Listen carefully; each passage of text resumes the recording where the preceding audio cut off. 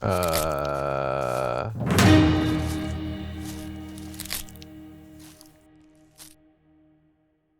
I am a park naturalist and park manager here at Eagle Creek Park. So my main mission is education. So we try and teach people some basic wildlife literacy. So what are the animals in your backyard? What are they doing? How are they helping you? How can you stay safe around them? How can you protect the animals as well? How can you be a good steward of the environment that they share with us? so first things first, is it opossum or possum? So you can say either way.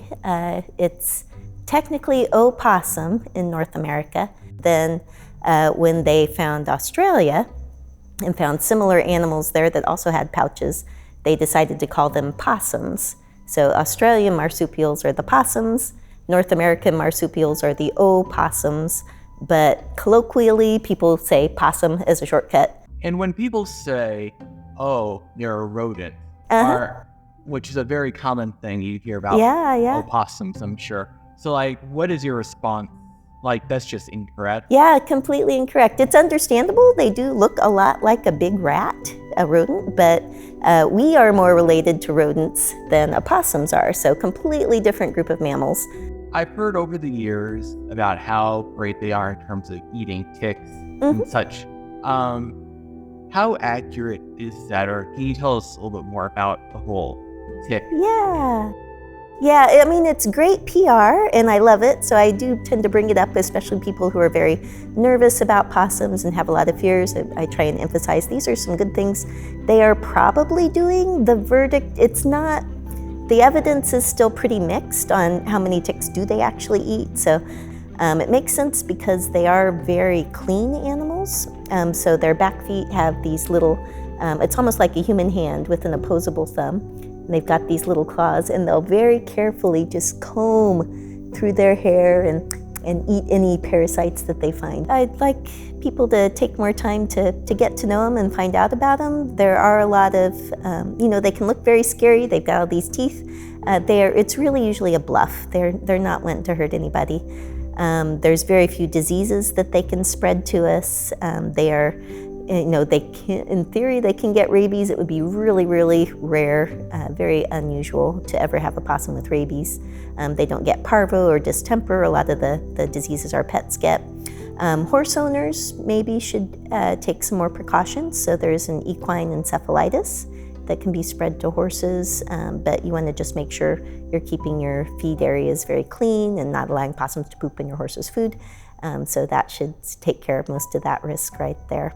And overall, they're just doing a lot more good than harm out in the environment and posing little to no risk to humans at all. So if you see a possum by your house, you are super lucky. Enjoy it and be happy for all of its services it's doing for you out there. I'm a wildlife rehabilitator, so I take in orphaned and injured animals and help them feel better, raise them as necessary, and then release them back into the wild. Now I can't help but notice that possum in the corner over there. What's her story? So this is Orbona. She is actually an educational ambassador possum. She came in back in March after being hit by a car, and she came in really bad shape. Her jaw was really disjointed and broken, and she actually had 9 little tiny jelly bean babies in her pouch. And I was so sure she wasn't gonna make it, but she did survive. And she's actually been a really good foster mom for us. And this year she's actually raised over 70 babies. Helped us raise a lot of babies. Wow, so how does that work? She just will take on any baby that you bring here, basically? Yeah, so when we get in small babies that are old enough to be eating on their own, they're not nursing because she's, long ago dried up. But she's able to take on those small babies that would still find comfort in a mom and be riding on her back.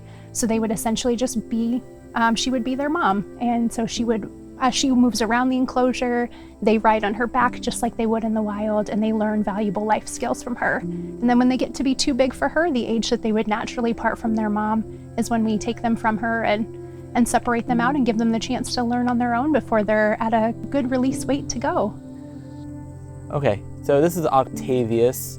Can you tell us a little bit about him? Yeah, Octavius was attacked by a dog, and the dog actually ate most of his tail and part of one of his legs while he was playing dead. So when we got Octavius, he was in pretty bad shape, and we had the rest of the tail and leg amputated. So now he is a 3-legged, no-tail possum. Boys tend to have more pronounced fangs than the girls do. So he's got those nice, beautiful canine teeth there. Another way that we can tell males and females apart is their size. So he is really big. So what do we have here? So this is a possum trying to be as scary as possible. So he is showing off his teeth. And when that doesn't really work, you'll see he's actually secreting a little bit right there. That's an extra smelly, foul liquid to help scare us off and make us think that he is dead. And if I were to put him down right now, he essentially is not going to move because he is stuck in that playing possum state. So he's got a lot of drool coming out. They can be stuck in this state for up to 4 hours.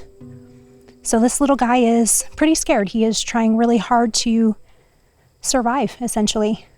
So this girl is ready to go today. She is at release weight and is ready to get back into the wild. She came in as a tiny little baby, pulled from a mama's pouch, and now she's ready to go.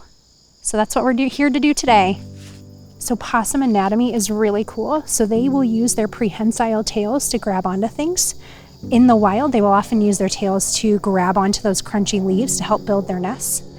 They also have these really cool thumbs on their back feet.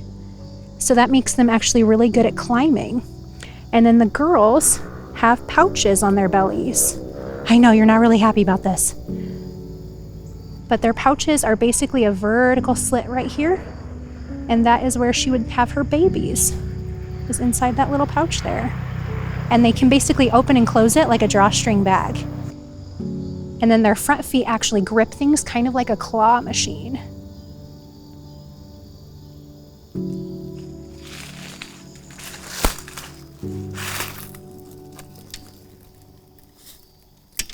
Thank you for getting a little bit of poop on me. That was gross.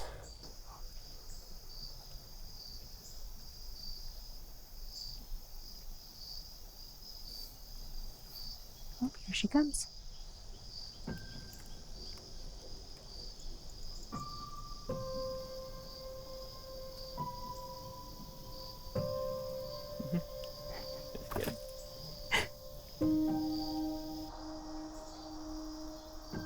Is how it is a lot of the time.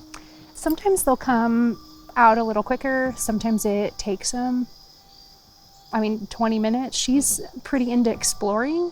Yep. The ones that just lay there in a puddle and do not move, those are the ones that it's like, are you gonna go or not? Time to go, sweetheart.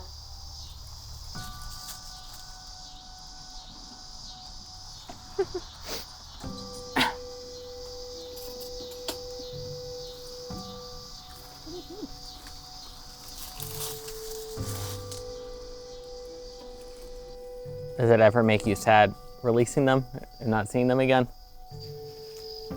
It's more joyous than sad because I know that I've gotten them to a point that they're going to survive in the wild, that I've taught them whatever life skills they need to know. With possums, that's mostly scavenging and fishing. You know, if I'm releasing like a raccoon, I have to teach it how to hunt and how to swim. But when I know that I've taught that animal everything it needs to know and that it's going back where it belongs, then it's just overwhelming joy. It's sad to see them go, but you know that they're gonna do well. Doesn't even look back to say goodbye. She's just happy to be back out in the wild. Yeah.